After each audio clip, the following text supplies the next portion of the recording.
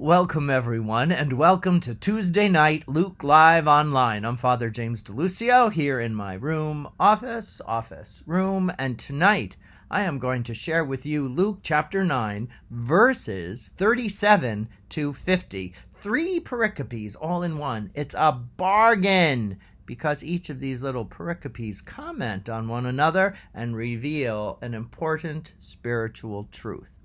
Last week, we had the transfiguration of Jesus up on the mountaintop. Peter, John, and James see Jesus with Moses and Elijah, confirming the continuity of the covenant through Jesus and the importance of how the past brings the clarity to the present and opens the way up to the future. We pick up right after this, for Luke tells us, when they came down from the mountain, a large crowd met them, and there was a man in the crowd who cried out, "Teacher, I beg you, look at my son. He is my only child. For a spirit seizes him, and he suddenly screams. It convulses him until he foams at the mouth. It releases him only with difficulty, wearing him out. I begged your disciples to cast it out, but they could not." Jesus said in reply, "O faithless and perverse generation, how long must I be with you and endure you? Bring the boy here." As he came forward, the demon threw him to the ground in a convulsion, and Jesus rebuked the unclean spirit, healed the boy, and returned him to his father. And all were astonished by the majesty of God. While they were still amazed at his every deed, Jesus said to his disciples, "Pay attention to what I am telling you. The Son of Man is to be handed over to men." But they did not understand this saying.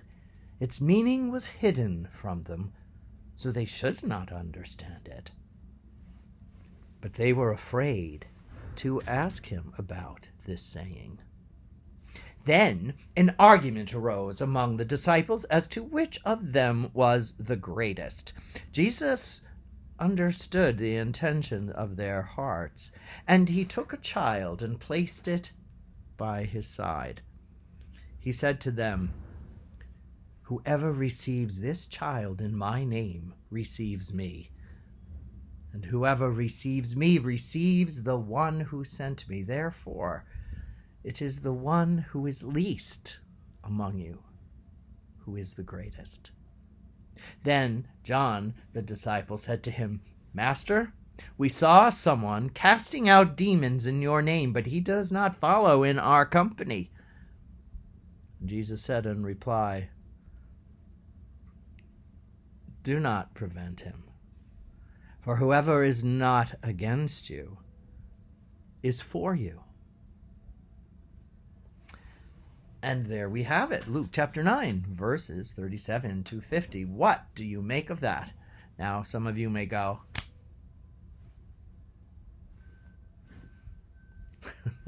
it's puzzling, and especially when we deal with demons, we really don't fully understand what was going on. But if you recall from previous commentaries, scholars tell us, yes, there's a battle between good and evil going on because the Lord of all is here, feet on the ground on the earth, and there are forces of good and evil, and they're at battle. So people are possessed, and it's part of the confrontation to Jesus.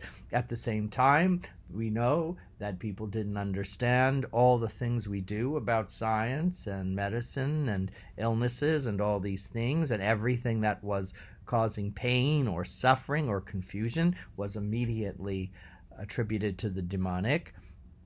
And then that crazy connection that we still struggle with in terms of a fallen world and a sinful world, and that it brings the reality of sickness and illness that we can't quite figure out and have to trust that God is with us even through it all. Why is Jesus so impatient? He sounds kind of not what we expect of Jesus.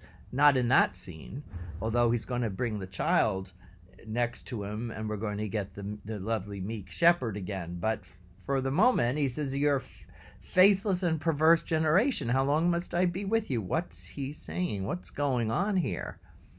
And I think it's the reality that we fall so easily into anxieties. The father's plea, this desperation, rather than confidence in bringing the child right to Jesus, say, Master, this is the son that you must heal. There wasn't that faith. It sounds like a great anxiety, as is very natural, but no faith. And I think that's what he's talking about. Then we have him tell the disciples again, this is the second prediction of the Passion. Why?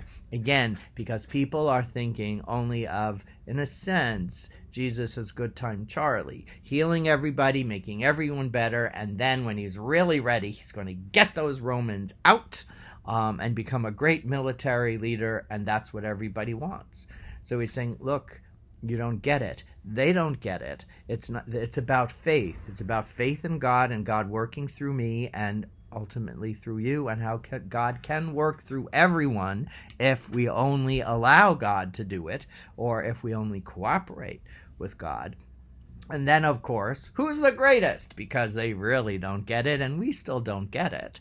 In our life of competition, we want all the attention. Hey, look, we all love it. It's important. Even Jesus, I'm sure, in his humanity, had to appreciate some of the affirmation that he received, but he always does it with his feet firmly on the ground, and his eyes seeing that, it's really all about God, not about our greatness. And the same thing then with John's little, hey, they're not with us. They're against us. And Jesus says, no, if they're doing good, they're for you, because God is about all that is good. That's a really good passage for ecumenism and for interfaith and multi-faith relations. It needs to be highlighted more. As some of you know, I've been appointed as director of the Paulist Office for Ecumenism and Interfaith Relations. I'm just starting slowly, part-time, because I still have responsibilities for the parish and hospital calls and as sacristan, but I will be leaving that position at the end of the year and starting full-time with ecumenical work, but I will continue with Luke Live. I'll still do some Luke Live missions. I have one coming up on the weekend, starting the weekend of the 16th, 17th of October. Looking forward to it. It's been a long time. Lastly, join me on Friday nights for Young at Heart. You have to go to my regular webpage, James DeLuzio. My Luke Live Facebook page was taken off, and they haven't told me yet why, but I think it's because I've been reading large chunks of Sir Gawain and the Green Knight from the Simon Armitage, the beautiful alliteration poetry of his, and technically one isn't supposed to read so much of it without getting permissions. So I am going to be offering instead synopsis of a variety of pages, which might be pleasing to you because it'll bring us much further along with the story than reading 3 pages, 2 or 3 pages at the time. Well, that's what's going on. So come to James DeLuzio on Facebook or on YouTube. I still have the Sir Gawain on YouTube, as well as the Young of Heart series and also the Luke Live Online. Thanks so much for joining me. Have a great evening and a blessed week. Bye, everyone.